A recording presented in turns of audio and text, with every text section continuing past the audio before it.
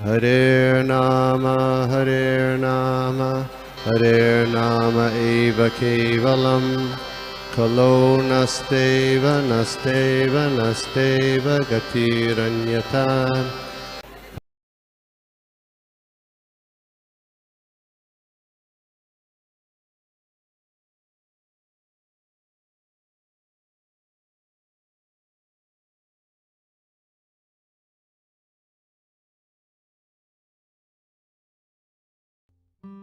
या हरे कृष्णा माता जी, दंडवत प्रणाम।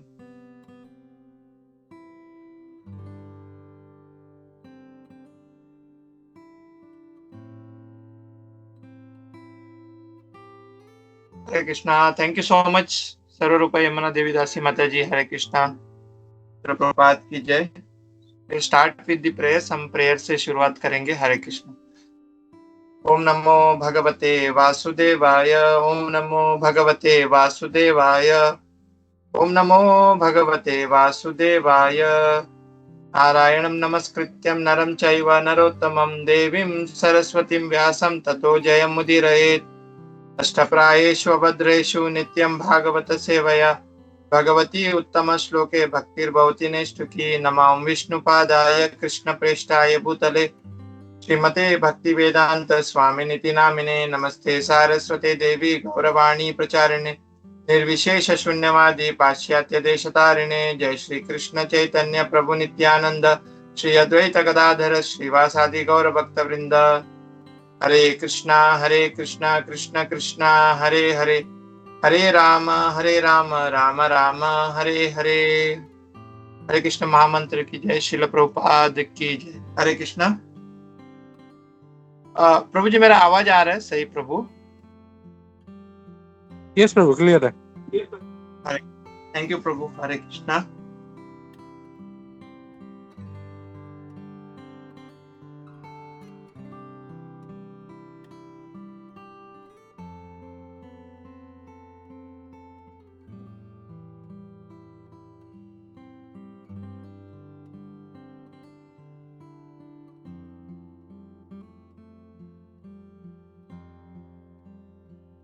एक मिनट प्रभु।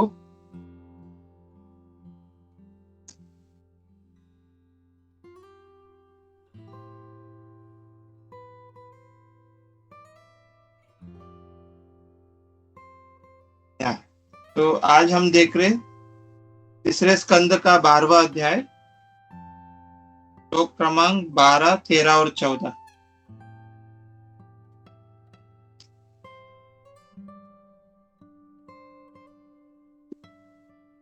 हरे कृष्णा। सो आज हम देख रहे हैं तीसरे स्कंद का 12वां अध्याय, श्लोक क्रमांक 12, 13, 14। 3 श्लोक कवर करेंगे। तो will start with this shloka. Hare Krishna. So इस अध्याय का जो शीर्षक है ये कुमारों तथा अन्यों की सृष्टि। अध्याय का जो शीर्षक है, हम श्लोक पढ़ेंगे। मन्यु मना महिनस महान शिव ऋतुध्वज उग्रेर्था भवकाल वामदेव धृतव्रत। अनुवाद शिला प्रभुपाद द्वारा। शिला प्रभुपाद की जय। ब्रह्मा जी ने कहा, हे बालक रुद्र, तुम्हारे 11 अन्य नाम भी है। मन्यु, मनु, महिनसा, महान, शिव, ऋतुध्वज, उग्ररेता, भव, काल, वामदेव तथा धृतव्रता। और श्लोक क्रमांक 13 है।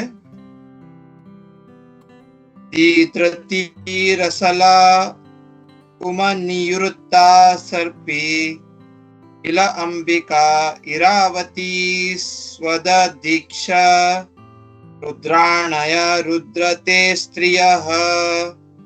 अनुवाद शिला प्रभुपाद द्वारा। शिला प्रभुपाद की जय। हे रुद्र, तुम्हारे 11 पत्नियां भी है जो रुद्राणी कहलाती है, और वे इस प्रकार है। ऋति, रसला, उमा, नियुतु, सर्पी, इला, अंबिका, इरावती, स्वदा तथा दीक्षा। श्लोक क्रमांक 14। ग्रहणा एतानि नामानि तानानि च सहयोषण एभिः सृज प्रजा ब्रह्मि प्रजानाम असि यत् प्रति। अनुवाद और तात्पर्य शिला प्रभुपाद द्वारा। शिला प्रभुपाद की जय।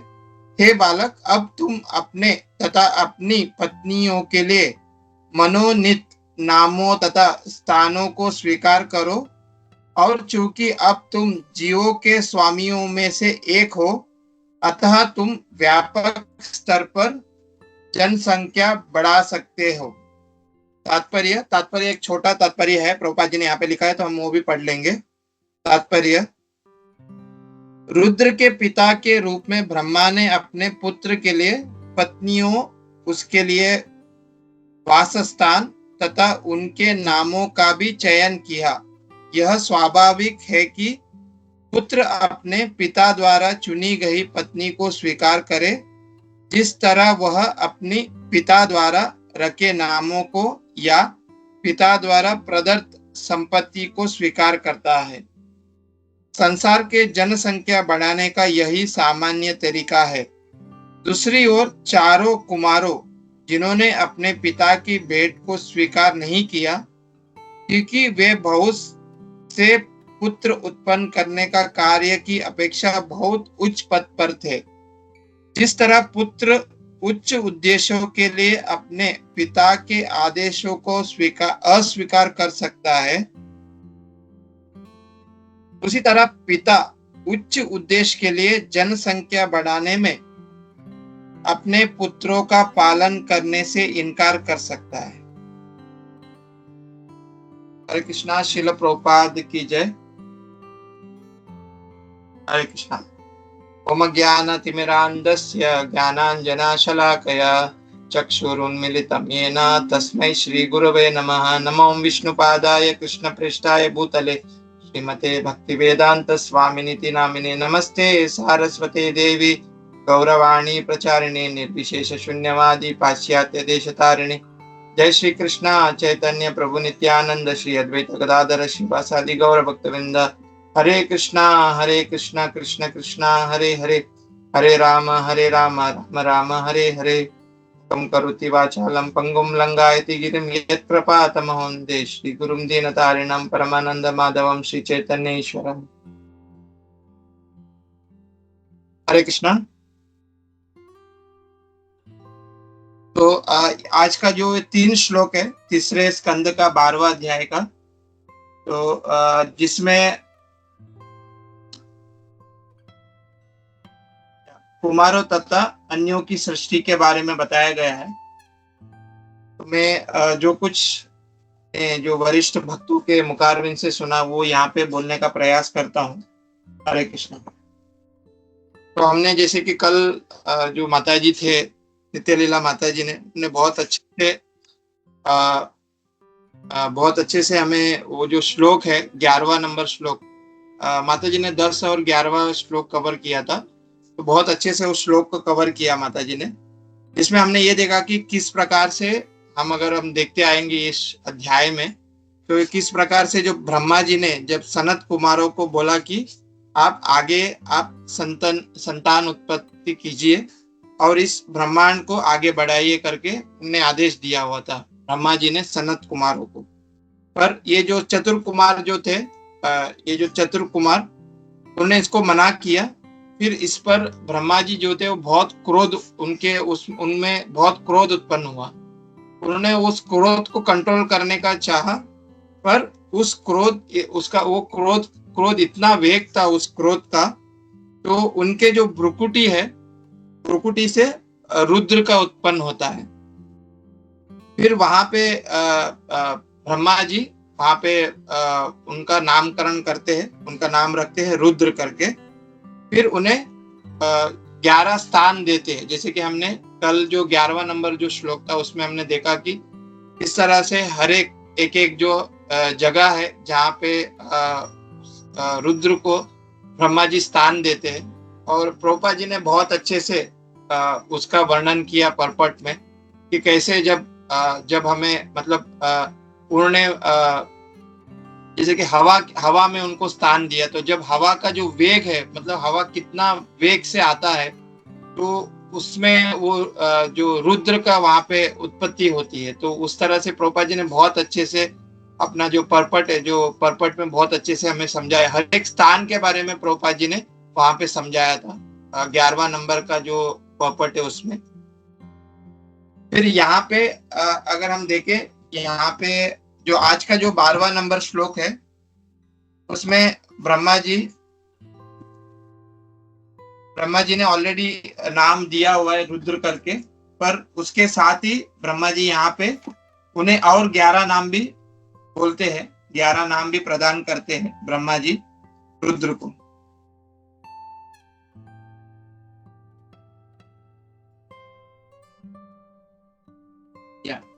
तो ये 11 नाम यहाँ पे हमने देखा कि कैसे मतलब यहाँ पे बता रहे हैं कि उनके अन्य नाम भी है रुद्र का। वो प्रभुपाद जी बता रहे थे यहाँ पे कि मन्यु, मनु, महीनसा, महान, शिव, ध्वज, उग्रेरते, भव, काल, वामदेव और दत्तव्रता। तो ये 11 नाम भी उनको ब्रह्मा जी उनको बताते हैं रुद्र को।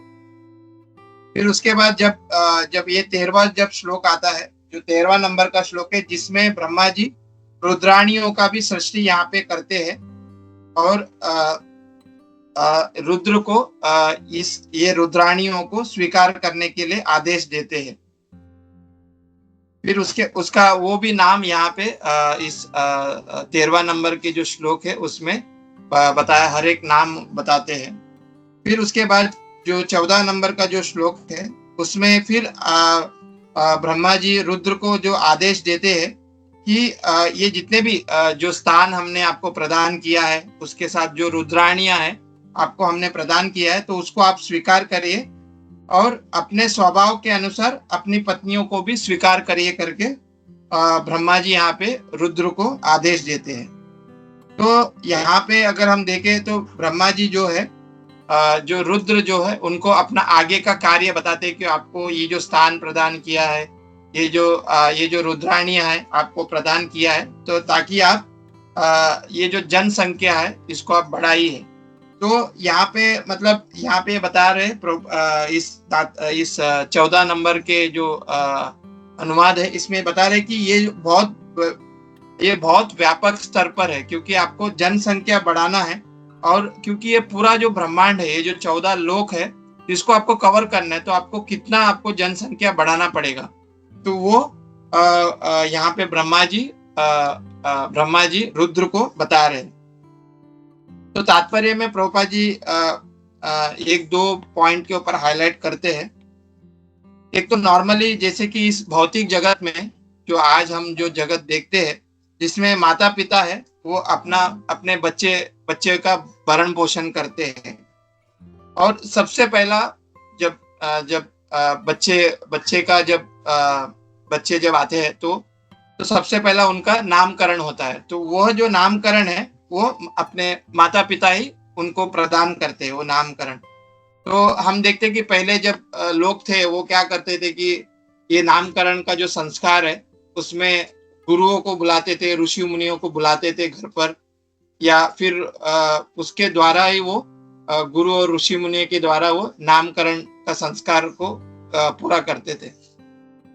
आज के जमाने में भी मतलब बहुत सारे जो लोग हैं उसको आज के जमाने में भी पालन करते हैं। अगर हम गाँव में वगैरह देखेंगे ये ज्यादातर देखा जाता है, और शहर में भी आजकल ये ट्रेंड हो चुका है कि जो पुराना जो विधि है उसको लोग अभी स्लोली वापस लेके आ रहे, पर फिर भी मतलब बहुत सारे जगह पे ऐसे अलग अलग नाम, चिंकी, पिंकी, रिंकी, ऐसे अलग अलग नाम भी देते हैं। तो फिर भी मतलब ये जो नाम माता पिता ही उनको देते हैं, माता पिता ही बच्चों को नामकरण का संस्कार करते हैं, और फिर वो जो बच्चे जो है वो उसको एक्सेप्ट भी करते हैं। फिर आगे, और फिर अगर हम अपने जो भारतीय संस्कृति की ओर देखें तो ये जो माता पिता है आगे जाकर ये जो विवाह संस्कार है उसको भी करवाते हैं, विवाह संस्कार, और वो जो बच्चे जो रहते हैं उसको भी वो एक्सेप्ट करते हैं। मतलब जो माता पिता जो है अपने बच्चों के लिए अच्छा जो उनका जो लाइफ पार्टनर है उसको भी वो लोग खुद ही चेक करके, खुद ही ढूंढ करके वो जो विवाह संस्कार है उसको पूरा करते हैं, और जो बच्चे जो है उसको एक्सेप्ट भी करते हैं। तो यहाँ पे प्रभुपाद जी ये इंगित करते हैं कि जो माता पिता ही जो सेलेक्ट करना बच्चों के लिए उनका जो लाइफ पार्टनर को सेलेक्ट करना, वो एक सही तरीका है। क्योंकि माता पिता ही अपने जो पुत्र है उनको पुत्र के लिए वधु वो तलाशते हैं, और पुत्री के लिए भी वो वर देखते हैं। तो जो हमारी जो वैदिक सभ्यता है इसमें हम देखते हैं कि क्यों ये देखा जाता है, मतलब क्यों माता पिता ही ज्यादा करके सेलेक्ट करते हैं। क्योंकि वो मतलब पूरा जो सिस्टम है, ये जो विवाह संस्कार का जो सिस्टम है, जिसमें वो मतलब वो देखते हैं कि भाई जो गुण और दोष है, स्पेशली हम देखते हैं कि ना ये जो हॉरोस्कोप मैच करवाते हैं, जिसमें वो अपने आप वो चेक कर लेते हैं कि भाई ये जो है हमने जो लाइफ पार्टनर हमारे बच्चे के लिए ढूंढे हैं, वो क्या वो आगे बढ़ पाएंगे अपने लाइफ में, वो आगे अच्छे से अपना संसार बिता पाएंगे, नहीं बिता पाएंगे। वो सब पूरी तरह से वो चेक करते हैं, हॉरोस्कोप मैच करते हैं, कुंडलियां मैच करते हैं। इसमें मेन जो गोल क्या होता है कि वो ये जो हॉरोस्कोप चेक करना और ये जो कुंडलियां मिलान बोलते हैं, जिसमें वो देखते हैं कि ये जो पति पत्नी है वो एक दूसरे को सही तरह से अपना लाइफ को आगे लेके जा सकते हैं, नहीं लेके जा सकते। और वो यही देखते कि एक दूसरे मतलब पति पत्नी को हेल्प करे और पत्नी पति को हेल्प करे। इसके वजह से ये सब ये कुंडली वगैरह मैच किया जाता है। और ऐसा बताया जाता है कि ये जो एक्चुअल में जो कुंडली मैच करते हैं, ये मटेरियल चीजों के लिए कम और स्पिरिचुअलिटी के लिए ज्यादा करते हैं, ताकि ये जो दोनों पति पत्नी है वो दोनों भगवत प्राप्ति प्राप्त कर सके। इसके लिए ज्यादा करके ये कुंडलियां पहले के जमाने में मैच कराते थे। मतलब एक्चुअली वो जो फोकस था ये कुंडली मैच कराने का इसके लिए था, ताकि ये दोनों आगे चलकर एक अच्छे मतलब दोनों एक दूसरे को मतलब एक दूसरे के लिए अच्छा सहायता करके भगवत भक्ति के लिए प्राप्त कर सके। इसके लिए ज्यादा करके कुंडलियां मैच कराते थे। फिर आगे जाकर फिर देखते कि जो इम्पोर्टेंट है कि संतान भी उत्पत्ति करना, और जिससे ऐसा संतान जो वो जो संतान को भी वो भगवत भक्ति में वो आगे बढ़ाए। तो हम भागवतम में भी वो श्लोक देखते हैं कि जिसमें ऐसा कहा जाता है कि जब तक माता पिता जो है अपने जो बच्चा है, अपने जो बच्चे हैं, उनको जब तक वो भक्ति में अग्रसर नहीं करते तब तक वो माता पिता कहलाने का लायक नहीं, मतलब वो पोस्ट उनको सही नहीं बैठता जब तक वो अपने बच्चों को भी बच्चों को भक्ति में अग्रसर नहीं कराते, भक्ति में आगे नहीं बढ़ाते और इस भवसागर से उसको पार नहीं कराते। तो उसी तरह से ये जो पति है उसका भी ये रिस्पॉन्सिबिलिटी कि वो अपने घर पर ऐसा एक माहौल बनाए ताकि पत्नी जो है वो अपने मतलब जो भगवत भक्ति में वो आगे बढ़ सके। और पत्नी का भी वो रिस्पॉन्सिबिलिटी होता है कि वह पति को हेल्प करे ताकि पति भगवत भक्ति में आगे बढ़ सके और दोनों भी आगे जा सके। तो अभी ये जो हॉरोस्कोप है, कुंडली मैच करना का जो बोलते हैं हम लोग हमेशा, हम लोग जब देखते हैं कि जब कभी ऐसे विवाह संस्कार होता है तो हमारा जो पहला जो चिंतन होता है, जब माता पिता का पहला ये चिंतन होता है कि पहले ये देखते कि भाई ये लोग का कुंडली मैच होता है कि नहीं होता है। तो हम देखते कि भागवत में क्या कहा जाता है कुंडली मैचिंग के लिए, भागवत में किस तरह से हमें बताते हैं कि किसको कुंडली एक्चुअल में मैच कराना चाहिए, वो भागवत के अनुसार क्या कहते हैं हम वो थोड़ा देखते हैं। तो इस पर भागवत में अलग अलग विचार है।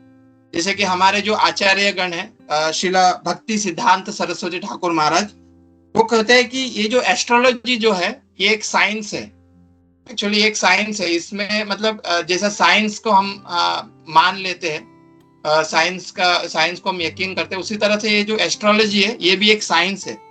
बट शिला भक्ति सिद्धांत सरस्वती ठाकुर महाराज ये बोलते हैं कि जो एस्ट्रोलॉजर है, अगर एस्ट्रोलॉजर कितने सही रूप से वो प्रामाणिक है वो हमको देखना होगा। एस्ट्रोलॉजी इज करेक्ट, बट जो उसको बोलने वाला है एस्ट्रोलॉजर वो कितना प्रामाणिक है वो हमको एक्चुअल में देखना चाहिए कि हाउ ही प्रेडिक्ट एस्ट्रोलॉजर।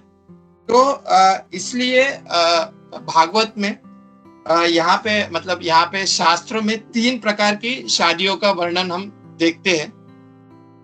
तो पहला प्रकार का जो शादी है वो एक केवल शारीरिक दिखावट और केवल भौतिकता में लिप्त होकर विवाह किया जाता है। ये पहला प्रकार का विवाह है। आजकल इसको लोग क्या कहते हैं, लव मैरिज कहते हैं। अगर इंग्लिश में हम वर्ड कहते हैं लव मैरिज करके, और शास्त्र में इसको कहते हैं कि गंधर्व विवाह करके इसका नाम है। शास्त्र में गंधर्व विवाह करके कहा जाता है। इसमें क्या करते हैं कि जो लड़का है और जो लड़का लड़की है एक दूसरे का जो पैकेज है कि भाई इसकी सैलरी क्या है, ये क्या जॉब करता है, इसका क्या पोस्ट है, फिर उसका वो कैसे दिखती है, वो कैसे दिखता है, और उसका हाइट क्या है। तो ये सब वो चेक करके ये सब जो चेक करके वो लोग क्या करते हैं, शादी मोस्टली आज देखते हैं हम कोर्ट मैरिज वगैरह कर लेते हैं।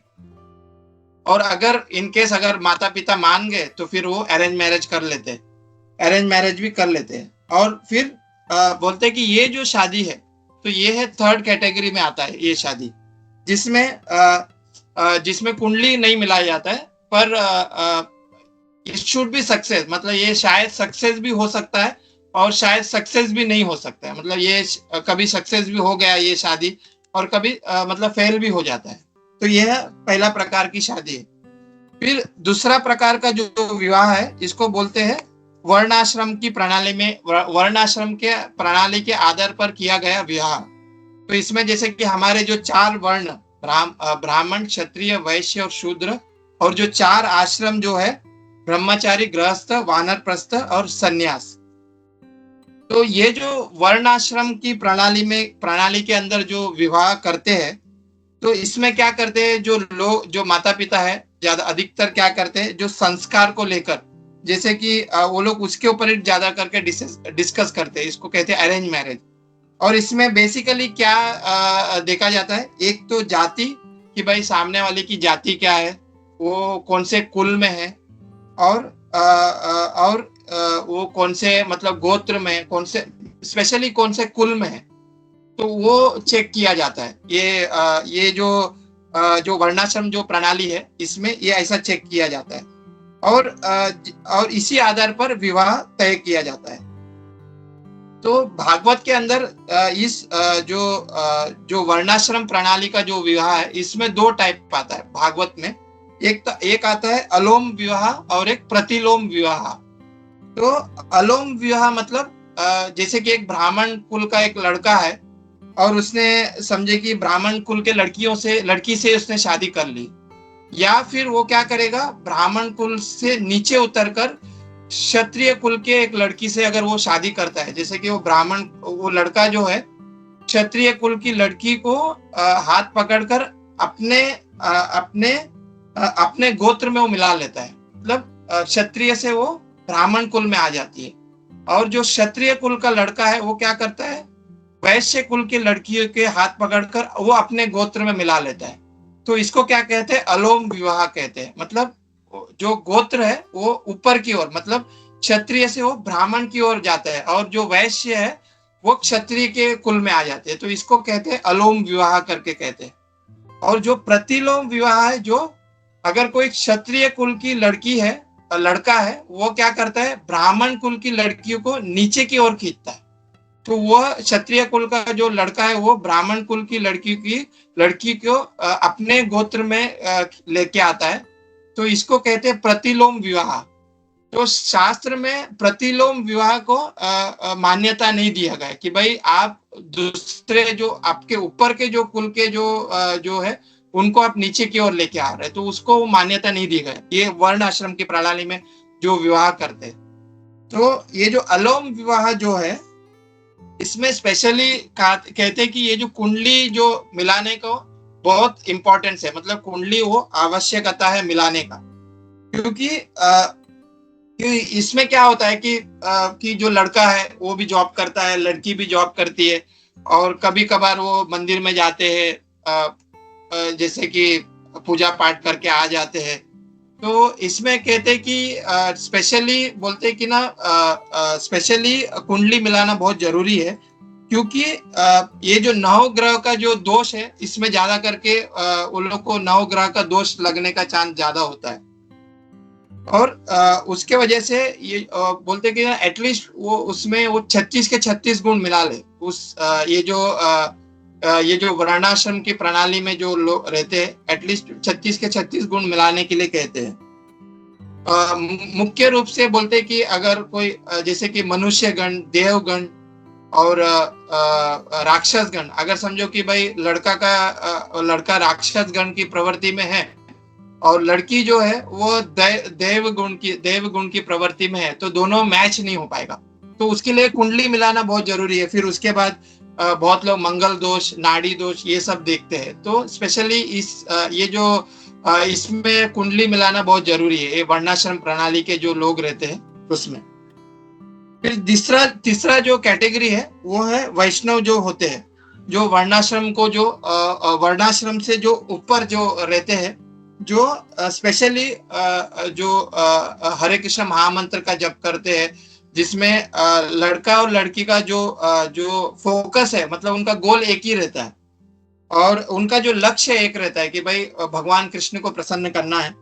तो ऐसे विचारधारा जो रखते हैं, जो भगवान कृष्ण के भक्त है और भगवान कृष्ण की भक्ति करते हैं, और ऐसे जो गृहस्थ आश्रम, स्पेशली बोलते हैं ना कि हम आश्रम मतलब क्या, जहाँ पे घर पे भक्त लोग को बुलाए और थोड़ा कीर्तन प्रवचन हो, भक्त लोग को प्रसादम खिलाए, तो इसको बोलते हैं एक्चुअल में गृहस्थ आश्रम। तो ऐसे जो भक्त जो रहते हैं, जो स्पेशली जो भगवान कृष्ण की भक्ति करते हैं और हरे कृष्ण महामंत्र का जप करते हैं, तो इन लोगों के लिए कुंडली मिलाना आवश्यकता नहीं है। कुंडली मिलाते हैं तो भी अच्छा है, अगर नहीं भी मिलाते हैं फिर भी चलेगा। वहां पे बोला जाता है कि ऐसे जो वैष्णव जो है उनको नवग्रह का जो प्रकोप है वो बहुत कम रहता है। और इसमें एक बार ऐसा बोला जाता है कि एक बार जो काशी के जो एक महाराजा थे, वह तुलसीदास से पूछते कि ये जो नवग्रह का जो प्रकोप है उसको इससे कैसे हम बच सकते हैं। तो तुलसीदास जी कहते हैं कि आप 10वें ग्रह का आश्रय लीजिए। तो वो जो काशी के जो महाराज थे वो भी एकदम ये हो जाते कि भाई ये 10वां ग्रह कौन सा है। तो तुलसीदास जी बोलते हैं कि जो कोई भगवान श्री राम जी के अनुग्रह का जो अनुग्रह में रहते हैं उसको कहते हैं 10वां ग्रह, जिसमें कभी भी ये जो नवग्रह का प्रॉब्लम्स ज्यादा करके हम इससे हम प्रकोपित नहीं होते, जो नवग्रह से। तो यहाँ पे इसमें क्या होता है कि बहुत सारे जो एस्ट्रोलॉजर है इसके लिए भक्तों का जो कुंडली देखने के लिए मना करते हैं, बिकॉज भक्त का जो पूरा जो बोलते हैं ना कि भगवान कृष्ण स्वयं उनका देख रेख करते हैं। इसके लिए भगवान कृष्ण का एक स्पेशल नाम है, उनके पास एक स्पेशल शक्ति है, वो सिर्फ और सिर्फ भगवान वासुदेव के पास ही है। उस शक्ति का नाम क्या है? अघटन घटन पहीते। मतलब जो कुछ अघटित होने वाला है वो क्या होता है? घटित हो जाता है, और जो कुछ घटित होने वाला है वो क्या होता है? अघटित हो जाता है। मतलब जो कुछ ऐसा कुछ गलत होने वाला रहता है वो पूरा कुछ सब कुछ क्या हो जाता है? सही हो जाता है एकदम। तो ये जो शक्ति है वो सिर्फ और सिर्फ भगवान कृष्ण के पास ही है। तो जो वैष्णव गण है, जो वैष्णव जो भगवान कृष्ण की जो भक्ति करते हैं, जो गुरु परंपरा से आए हुए हैं, जो हरे कृष्ण का महामंत्र का जप करते हैं, तो वो पूरा जीवन, मतलब अगर वो हॉरोस्कोप का मतलब कुंडली मैच करे तो भी अच्छा है, और नहीं भी करे तो भी वो पूरा अपना जो लाइफ है वो भगवान के भरोसे पर ही उनका लाइफ निकल जाता है। तो इस तरह से प्रभुपाद जी अपने तात्पर्य में समझाते हैं कि ये जो माता पिता है वो उनका मतलब माता पिता का कार्य है कि वो क्या करते हैं कि अपने बच्चों के लिए वो अपने बच्चों के लिए लाइफ पार्टनर वो लोग खुद ही ढूंढते हैं। तो ये क्या बोलते हैं प्रभुपाद जी, एक सही प्रणाली है कि अपने माता पिता के ऊपर ही माता पिता जो ढूंढते हैं उनके ऊपर ही वो जाना चाहिए बच्चों को, ऐसा प्रभुपाद जी अपने तात्पर्य में लिखते हैं। जैसे कि प्रभुपाद जी वहां पे एग्जाम्पल देते हैं कि कैसे मतलब एक बच्चा जो है, जो माता पिता जो नाम दिए है वो एक्सेप्ट कर लेता है। और प्रभुपाद जी लिखते हैं अपने तात्पर्य में कैसे बच्चे जो माता पिता का जो पूरा जो उनकी संपत्ति है वो भी ऑटोमेटिकली बच्चे को मिल जाता है। तो उसी तरह से ये जैसे कि मतलब यहाँ पे जैसे कि प्रभुपाद जी इस उदाहरण को इस तरह कनेक्ट करते हैं, जैसे कि अभी ब्रह्मा जी ने रुद्र को उनका नामकरण किया, फिर उनके लिए जो पत्नियां हैं उसको भी, रुद्राणियों को भी उन्होंने सेलेक्ट करके दिया। तो उसी तरह से ये जो माता पिता जो विवाह संस्कार करते हैं, बच्चों को भी वो एक्सेप्ट करना चाहिए। आज के जमाने में ये बता रहे। और यहाँ पे इस तरह से यहाँ पे हमें प्रभुपाद जी हमको समझाते हैं कि स्पिरिचुअलिटी इज वेरी इंपॉर्टेंट। मतलब हमें ज्यादा इंपॉर्टेंस स्पिरिचुअलिटी में देना चाहिए। क्यों? क्योंकि हम स्पिरिचुअलिटी में जैसे हम इंपॉर्टेंस देते हैं, हम भगवान की भक्ति ज्यादा करते हैं, ना कि भौतिक संसार में ज्यादा फंसे रहते हैं। हमें स्पिरिचुअलिटी में ज्यादा इंपॉर्टेंस देना चाहिए, क्योंकि यहाँ पे जैसे कि हम भगवत गीता में क्या कहते हैं, योगक्षेम वहाम्यहम्। जैसे कि भगवान क्या करते हैं, जो हमारे पास है उसका भी भगवान रक्षा करते हैं, और जो हमें चाहिए उसका भी भगवान प्रदान करते हैं। तो अगर हम स्पिरिचुअलिटी में प्रोग्रेस करेंगे तो ऑटोमेटिकली हमें जो भौतिक जो चीजें हैं, जो हमारे नीड्स है, वो भी भगवान हमें पूरा करते हैं। वो भी प्रभुपाद जी यहाँ पे हमें समझाते हैं। फिर दूसरा जो चीज है यहाँ पे प्रभुपाद जी अपने तात्पर्य में बताते हैं कि जैसे ये जो चतुर कुमार है, उन्होंने क्या किया कि जो ब्रह्मा जी ने जो यहाँ पे जो सनत कुमार, जो ब्रह्मा जी ने उनको जो आदेश दिया था सनत कुमारों को, उसको उन्होंने मना कर दिया कि भाई आप आगे जाके इस ब्रह्मांड को आगे बढ़ाइए, जनसंख्या उत्पन्न की, संतान उत्पन्न कीजिए। तो उसका उन्होंने यहाँ पे उनको मना कर दिया ब्रह्मा जी को। तो यहाँ पे प्रभुपाद जी ये बता रहे कि जो हायर प्रिंसिपल है उसके वजह से उन्होंने ब्रह्मा जी की बात को माना नहीं यहाँ पे सनत कुमारों ने। तो द मेन प्रिंसिपल क्या था, उसको ना मानने का। इससे मतलब यहाँ पे प्रभुपाद जी ये समझाते हैं कि जो चतुर कुमार है वो ब्रह्मा जी की अवज्ञा नहीं कर रहे, बिकॉज उनका जो मेन प्रिंसिपल क्या था, उनको भगवत भक्ति प्राप्त करना था। तो इसकी वजह से उन्होंने वो जो ब्रह्मा जी की जो बात को उन्होंने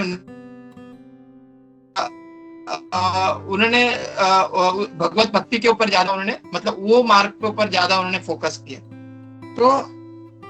तो यहाँ पे प्रभुपाद जी ये अपने तात्पर्य में बताते हैं कि हम आगे भी देखेंगे कैसे, अभी जैसे कि रुद्र है और रुद्राणी जो ब्रह्मा जी के बातों को मानकर अभी जनसंख्या बढ़ा रहे हैं, और वो भी आगे जाकर भगवत भक्ति प्राप्त करते हैं।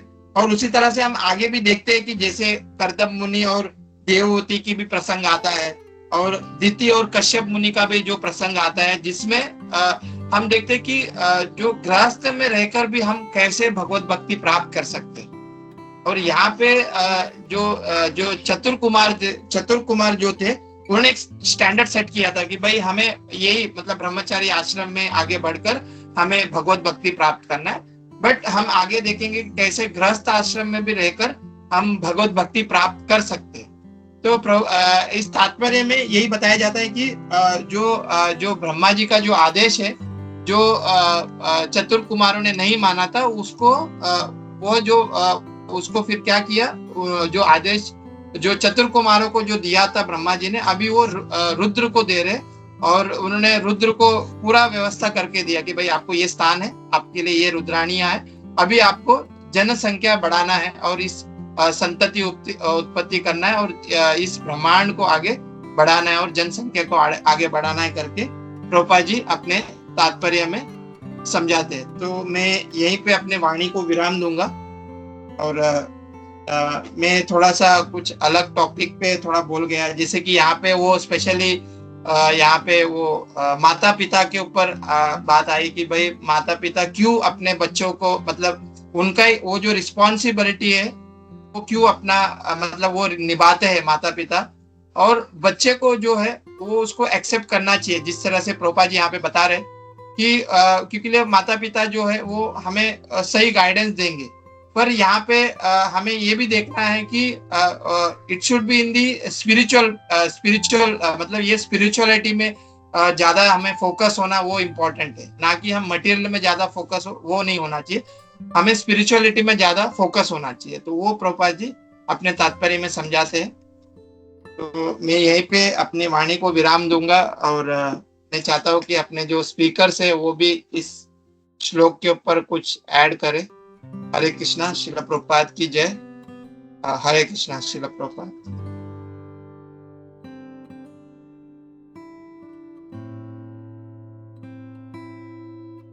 हरे कृष्णा प्रभु, दंडवत प्रणाम। हरे कृष्णा प्रभु।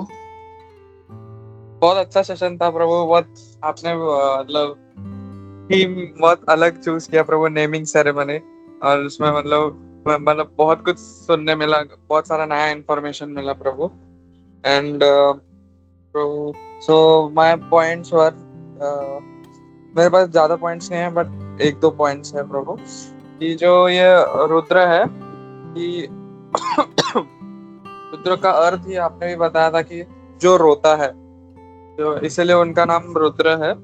एंड फिर वही मैं महाराज का लेक्चर सुन रहा था, कमल लोचन प्रभु का सुन रहा था, फिर वो भी बताते हैं कि हम भी इस जगत में आते हैं तो बहुत रोते रहते हैं। तो इट्स सिमिलर टू दैट कि हम जब आते हैं तो हम रोते रहते हैं। एंड जो चैतन्य चरितामृत आदि लीला में कहा गया है कि जो रुद्र है वो सदाशिव के एक्सपेंशन है, और वो मतलब सारे देवी देवता को भी कंट्रोल कर देता है, ऐसा है। और फिर यहाँ पे जो रुद्र है उनके 5 मुख होते हैं, 3 आंखें होती है और 10 भुजाएं होती है। तो हम देखते हैं कि हमारे जो हनुमान जी भी है वो भी पंचमुखी हनुमान उन्हें कहा जाता है, क्योंकि वो रुद्र है, इसलिए हम वहाँ कनेक्ट कर सकते हैं। और फिर श्रीधर स्वामी महाराज है, वो कहते हैं कि जो शिव जी है, अलादिनी शक्ति और गुरु तत्व है, ये आर इनकंसीवेबल, मतलब इसको समझना थोड़ा बहुत डिफिकल्ट है। तो आई होप हमें ये नेक्स्ट आगे सब चैप्टर्स में हमें समझने को मिले। हरे कृष्णा। हरे कृष्णा प्रभु, दंडवत। थैंक यू सो मच प्रभु adding the point. Hare Krishna. ये सपर्णा माता जी, हरे कृष्णा।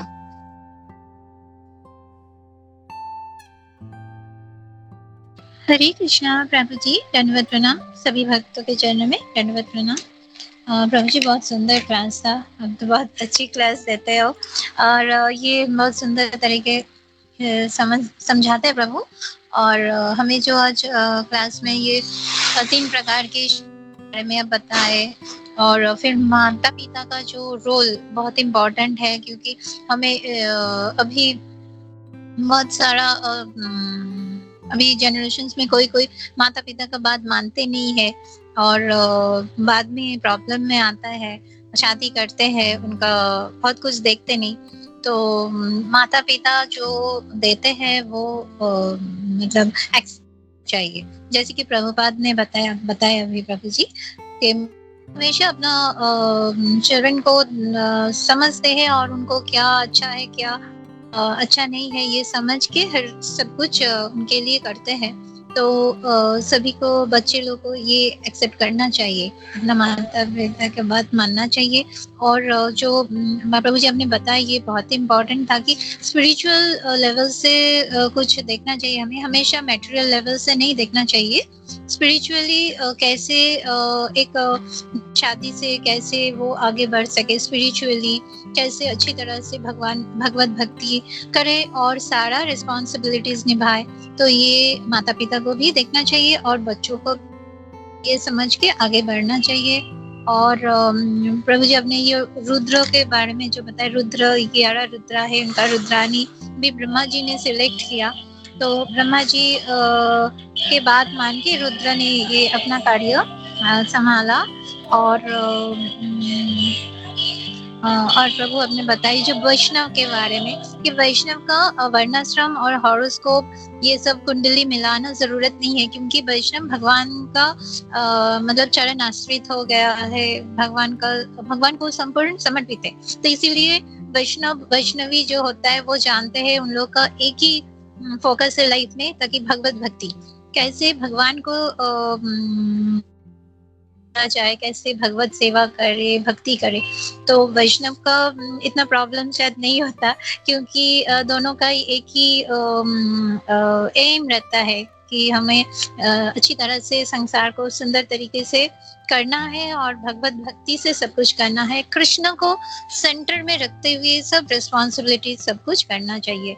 हरे कृष्णा प्रभु जी, थैंक यू सो मच। हरे कृष्णा, दंडवत प्रणाम। हरे कृष्णा माता जी, दंडवत प्रणाम। थैंक यू सो मच माता जी। मैं माता जी एक पॉइंट यहाँ पे ऐड करना चाहूंगा माता जी कि मैं कल एक लेक्चर सुन रहा था जहाँ पे एक मतलब प्रभुपाद जी कितना मानते हैं एस्ट्रोलॉजी को। तो एक बार एक भक्त ने I forgot that Prabhu ji name, तो प्रभुपाद जी को उन्होंने पूछा कि प्रभुपाद जी जैसे कि हम देखते हैं ये जो एस्ट्रोलॉजर जो है और जो एस्ट्रोलॉजी जो है, तो हम देखें कि जैसे चैतन्य महाप्रभु है, उनका भी पूरा एक कुंडली बनाया गया, मतलब पूरा कि भाई उनका पूरा कुंडली बनाया गया, पूरा जो मिलाकर उनके जन्म ये सब करा के। फिर उसके बाद हमारे जो भक्ति विनोद ठाकुर जी है और भक्ति सिद्धांत सरस्वती ठाकुर महाराज जी, ये भी बहुत बड़े एस्ट्रोलॉजर थे, मतलब बहुत स्कॉलर थे। सो हमें उस भक्त ने प्रभुपाद जी से पूछा कि मतलब हमें मतलब कैसे हमको इसको मतलब कितना वे में हम इस एस्ट्रोलॉजी को मानना चाहिए। तो प्रभुपाद जी ने सिर्फ एक ही उदाहरण दिया कि जब हम रास्ते में चलते हैं तो बहुत मतलब समझो कि कभी कभी बहुत जोर से बारिश आ जाता है, तो what we are doing, we are उस बारिश को बचने के लिए हमको कभी कभार वो अम्ब्रेला की जरूरी होती है। तो प्रभुपाद जी समझाते हैं कि समटाइम मतलब हमें बिकॉज यहाँ पे ये बताया गया कि एस्ट्रोलॉजी इज अ साइंस। सो हमें कभी कभार मतलब इनको भी हमें लेके चलना होता है कि भाई एस्ट्रोलॉजी को, क्योंकि प्रभुपाद जी भी बताते हैं कि भाई कभी हमें इसका भी सहारा लेना होगा करके ये प्रभुपाद जी बता रहे। तो इसी में कि हमें जैसे कि अगर कुंडली मिलाएंगे तो भी अच्छा है, बिकॉज जिसमें हम पता चल जाएगा एटलीस्ट थोड़ा कुछ। एंड अदर साइड दैट जो भक्त है वो भगवान के ऊपर पूरा निर्भर होता है। सो अगर उनने मैच नहीं किया है और उनकी अगर भगवान के भरोसे पर चलते हैं तो भी ठीक है, अगर मैच भी करते तो भी ठीक है। तो ये मेरे को कल रात को मैं जब पढ़ रहा था तो वो एस्ट्रोलॉजी के ऊपर प्रभुपाद जी ने बताया, तो वही मैं यहाँ पे शेयर किया। हरे कृष्ण।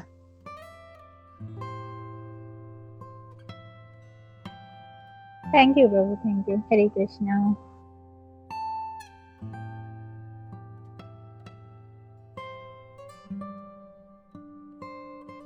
या हरे कृष्णा प्रभु, गोपी मनोहर प्रभु। हरे कृष्णा। नाइस क्लास, बहुत सारा पॉइंट ऐड किया, अलग अलग टाइप का विवाह इसके बारे में बताया। 4 या 5 टाइप का होता है वो भी अगर कवर कर लेते तो अच्छा होता था। एंड जैसे इसके बारे में एस्ट्रोलॉजर के बारे में, एस्ट्रोलॉजी के बारे में जी क्या कहते हैं, तो जैसे अभी जो तुम कह रहे थे तो वही है कि एस्ट्रोलॉजी जो है हम लोगों को आगे का जो क्या प्रॉब्लम्स आने वाला है, क्या अच्छा होने वाला है, वो उसके बेसिस पे ये होता है। हाँ, लेकिन अगर नहीं फॉलो करना है तो then he has to be totally dependent on Krishna. उसका डिपेंडेंसी उतना भगवान पे होना चाहिए कि जो भी आ जाएगा वी विल, तो भगवान मेरा। लेकिन प्रॉब्लम आने पे फिर बाद में फिर इधर उधर मतलब हम लोग को क्या बोलते ना, परेशान नहीं होना है। फिर उसके he has to take all the जो भी कुंडली के हिसाब से जो है वो तो आएगा ही, मतलब ये डेस्टिनी है। भगवान भी जो है कर्म हमारा खत्म नहीं कर देते. He wants us to go through that and be pure. तो है कि भगवान का भक्त का निर्भरता उतना अगर होगा भगवान पे, जैसे प्रहलाद महाराज का था, इतना जीवन में प्रॉब्लम आया but he was never bother. उतना जो है सहन शक्ति, उतना फेथ, सहन शक्ति से ज्यादा हम लोग बोल सकते हैं उतना फेथ होना चाहिए कि हाँ भगवान अवश्य रक्षेबु कृष्ण, भगवान जरूर मेरा रक्षा करेंगे. वो अगर है तो फिर then he can go ahead with that. बोलना था. और दूसरा जैसे इसमें परपट में प्रभुपाद जी जो है वो कैसे मतलब बताते हैं कि पिता के आज्ञा में रहकर जो है सब जो है पुत्र जो है वो सब कार्य करता है, उसका नाम लेता है. तो जैसे आज जो हमारा नाम है वो हमको हमारे पिता ने दिया है, बचपन से उसी नाम से बुलाता है. कोई दूसरे नाम से बुलाएगा तो भी नहीं देखेंगे हम लोग. क्यों? क्योंकि हमको पता है बचपन से माँ बाप ने हमारा ये नाम रखा. तो वैसे ही मतलब सब कुछ जो है वो पिता का आज्ञा में रह के वो करता है. लेकिन आजकल जो है वो ट्रेंड थोड़ा सा चेंज हो गया है. वेस्टर्नाइजेशन और हॉलीवुड मूवीज का इतना असर हो गया है कि वो जो आज्ञा पालन करने का जो ट्रेंड है वो कम हो गया. वेस्टर्न तो हम लोग देख रहे हैं, वेस्टर्न में तो है ही नहीं. मतलब इवन हम लोग को पता है कि बच्चा जो है माँ बाप के ऊपर केस कर सकता है, वहां पे उसको उतना राइट्स है छोटे बच्चे को. तो माँ बाप भी जो है डरते हैं वो लोग, और वो लोग इतना नहीं करते. तो वैसा नहीं है. हमारे वैदिक संस्कृति के हिसाब से जो है माता पिता उसको जो है छड़ी लेके उसको सुधारते हैं उसको, क्योंकि दैट इज रिक्वायर्ड. अगर वो सही रास्ते पे नहीं है तो उसको सही मार्ग पे लाना पड़ेगा, और फिर साम दाम दंड भेद हर तरह से उसको करेक्ट करना है. लेकिन अगर उसको करेक्ट नहीं करेंगे तो फिर वो गलत मार्ग पे जाएगा. और ऐसा जो है जो गलत मार्ग पे जाने वाला पुत्र अगर उसको गाइड नहीं कर पा रहा है, जैसे मैंने वो श्लोक भी कोट किया कि अगर माँ बाप बच्चे को अगर सही रास्ते पे नहीं ला सकते, सही रास्ता मतलब भक्ति के मार्ग पर, तो उसको माता पिता बनने का भी अधिकार नहीं है. तो ये बहुत जरूरी है. अगर वो गलत जा रहा है तो प्यार से बोलो, प्यार से नहीं तो उसको डांट के बोलो, डांट के भी नहीं सुनता है तो मार के उसको समझाना चाहिए. तो ये है. तो उसको मतलब जो है सही मार्ग पे लाना इज इम्पोर्टेंट. और दूसरा एंगल ये है कि अब जैसे जो चतुर कुमार थे, उनका उद्देश्य हायर था, उनका जो पर्पस था, उनका उद्देश्य प्रजनन नहीं था उनका. वो पहले से जो थे वो मतलब सो इतना स्पिरिचुअली एनलाइटेंड थे वो, कि उन लोग को उससे कोई मतलब ही नहीं था. मतलब हम लोग प्रजा वजा करना ही नहीं है, हम लोग भक्ति में लीन है, हम लोग को भक्ति करना है. इसके लिए हायर जो पर्पस के लिए उन्होंने नीचे का जो ना परम दृष्टवा निवर्तते, तो हायर कॉज के लिए नीचे के जो रूल्स एंड रेगुलेशंस उसको हम लोग इग्नोर कर सकते हैं. जैसे हम लोग देखते हैं इवन बलि महाराज ने अपने गुरु का अवज्ञा किया. गुरु अवज्ञा सबसे बड़ा अपराध होता है. लेकिन अगर वो भगवान के हेतु के लिए, हायर पर्पस के लिए, तो वो भी जो है डजंट मैटर. और हम लोग जानते हैं वो गुरु अवज्ञा करने के कारण वो भगवान के आज सबसे बड़े भक्त कहलाए जाते हैं. आत्मा समर्पण में जो है ना जो लास्ट वाला जो है जो नवविधा भक्ति का, उसमें बलि महाराज का नाम आता है. उसमें उन्होंने सब कुछ अपना दे दिया. तो ये कुछ एंगल से जो मैं बोलना चाह रहा था. और या बहुत अच्छा क्लास था प्रभु, बहुत अच्छे पॉइंट्स थे. Thank you. हरे कृष्णा. ठीक है. तो हम लोग रुकते हैं यहाँ पे और बढ़ते हैं नरसिंह आरती की तरफ. हरे कृष्णा.